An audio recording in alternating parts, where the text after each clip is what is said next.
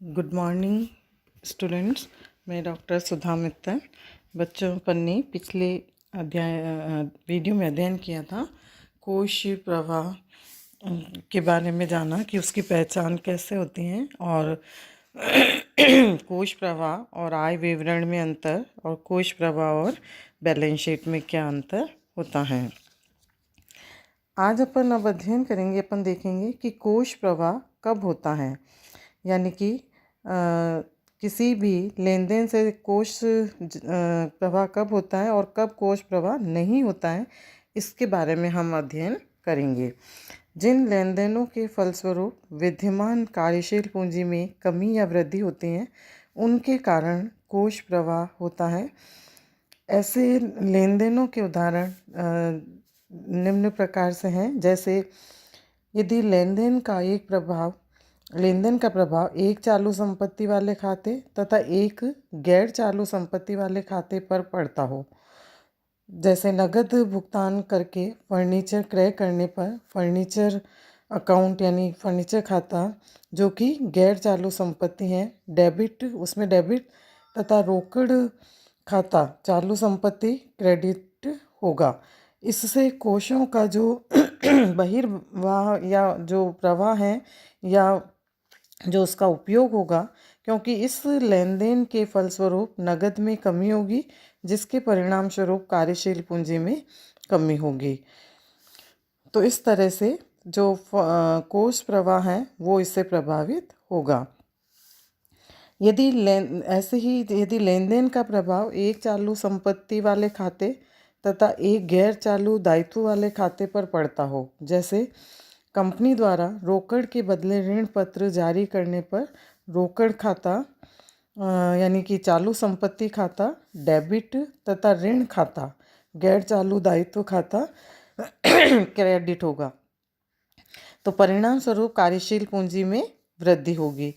अतः जो ये लेन देन है ये कोशों का स्रोत होगा।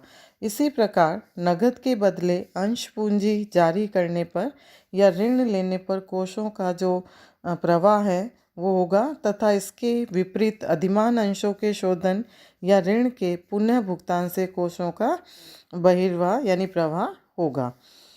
इसी तरह से यदि लेन देन का प्रभाव एक चालू दायित्व वाले खाते तथा दूसरे गैर चालू दायित्व वाले खाते पर पड़ता हो, जैसे लेनदारों का भुगतान अंश पूंजी या ऋण पत्र जारी करने पर लेनदार खाता यानी चालू दायित्व खाता करंट लाइबिलिटी अकाउंट, क्रेडिटर्स कौन होते हैं?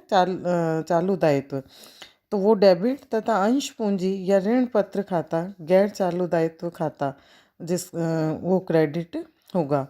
इस लेन देन के फलस्वरूप लेनदारों में कमी के कारण कार्यशील पूंजी में वृद्धि होती है, अतः इससे कोशों का इनफ्लो होगा।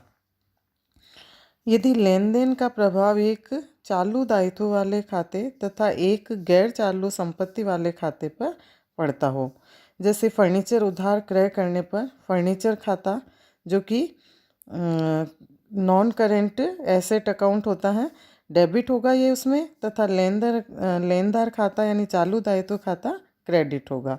अतः इस लेन देन के फलस्वरूप लेनदारों में वृद्धि के कारण कार्यशील पूंजी में कमी होगी, जिससे कोशों का इनफ्लो या बहिर्भाव या उपयोग होगा। इसी तरह से व्यावसायिक क्रियाओं के फलस्वरूप क्रियाशील लाभ या क्रियाशील हानि के कारण कोश प्रवाह होता है। व्यवसाय की विभिन्न क्रियाओं जैसे क्रय विक्रय, व्यापारिक खर्चों एवं व्यापारिक आय यानी इनकम के में सम्मिलित प्रभाव को कोश प्रवाह विवरण में क्रियाशील लाभ या हानि के रूप में प्रदर्शित किया जाता है।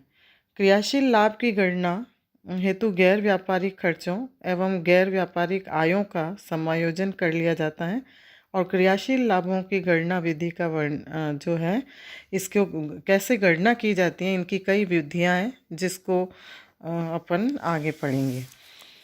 गैर व्यावसायिक प्राप्तियों, आयों एवं भुगतान खर्चों या हानियों के फलस्वरूप कोष प्रवाह होता है।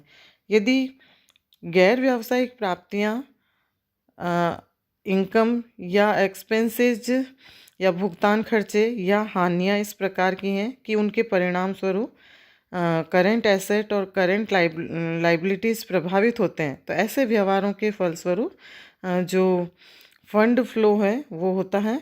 उदाहरण के लिए जैसे नगद लाभांश, कैश डिविडेंड प्राप्त होने पर यह कोषों का स्रोत होगा। उपरोक्त विवरण से स्पष्ट है कि कोष प्रवाह तभी होगा जब लेन देन के फलस्वरूप एक चालू खाता तथा दूसरा गैर चालू खाता प्रभावित होता है। तो संक्षिप्त मतलब हम कह सकते हैं कि कोष प्रवाह कब होगा, जब कोई भी जो है वो एक करेंट अकाउंट और दूसरा नॉन करेंट अकाउंट अगर इफेक्ट होता है, तो ऐसी स्थिति के अंदर कैश फ्लो होता है। अब हम देखते हैं कि कोष प्रवाह कब नहीं होता है, when there is no flow of funds. जिन लेन देनों का विद्यमान कार्यशील पूंजी पर कोई प्रभाव नहीं पड़ता है, उन लेन देनों के फलस्वरूप कोष प्रवाह नहीं होता है। ऐसे लेन देनों के उदाहरण जैसे एक चालू संपत्ति का दूसरी चालू संपत्ति में परिवर्तन, जैसे देनदारों से नगद भुगतान प्राप्त होने पर नगद में वृद्धि होगी तथा देनदारों में समान राशि से कमी होगी, अतः कार्यशील पूंजी अप्रभावित रहेगी।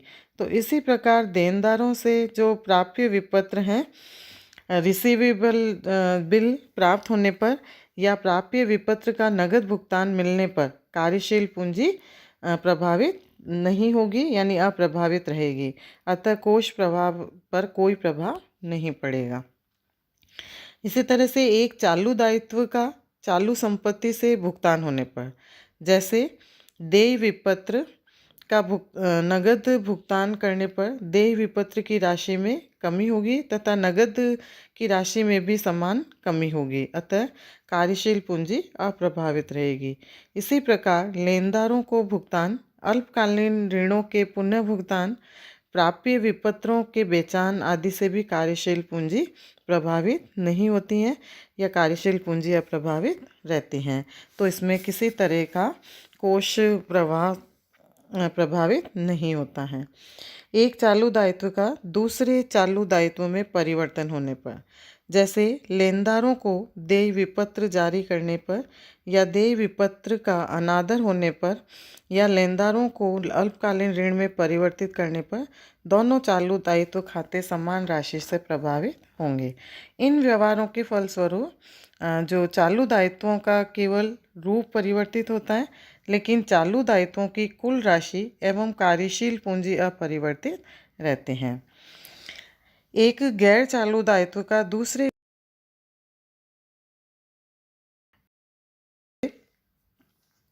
परिवर्तनशील ऋण पत्रों का समता अंशों में परिवर्तन, अधिमान अंशों का समता अंशों में परिवर्तन करके शोधन करने पर बोनस अंशों का निर्गमन, लाभों का संचय में हस्तांतरण आदि से केवल स्थायी दायित्वों का रूप परिवर्तित होता है, लेकिन गैर चालू दायित्व की कुल राशि समान ही रहती है, अतः कार्यशील पूंजी इसमें अप्रभावित रहती है।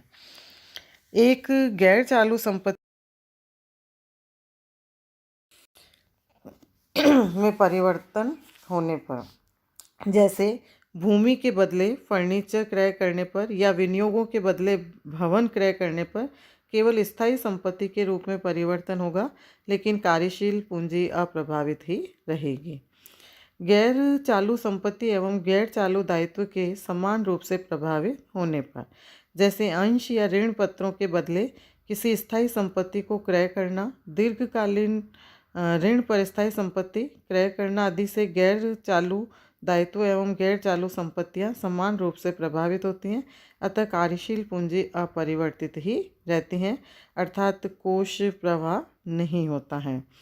तो संक्षेप में हम ये कह सकते हैं कि किसी व्यवहार के फलस्वरूप यदि दोनों खाते चालू संपत्तियों एवं चालू दायित्वों या गैर चालू संपत्तियों एवं गैर चालू दायित्वों से ही प्रभावित होते हैं, तो कोष प्रवाह यानी जो फंड फ्लो वो है वो नहीं होता है। कोष प्रवाह तभी होता है जब व्यवहार के फलस्वरूप एक खाता चालू दायित्वों या चालू संपत्तियों का तथा दूसरा खाता गैर चालू दायित्वों और गैर चालू संपत्तियों का प्रभावित होता है। तो इन दो परिस्थितियों यानी कि कोष प्रवाह कब होता है और कोष प्रवाह कब नहीं होता है, तो दोनों ही स्थितियों के बारे में अपन ने देखा और जाना। तो इसके आधार पर फंड फ्लो स्टेटमेंट्स तैयार किए जाते हैं। अब इसके बाद नेक्स्ट वीडियो में अपन अध्ययन करेंगे कोष के स्रोत एवं उपयोग। धन्यवाद बच्चों।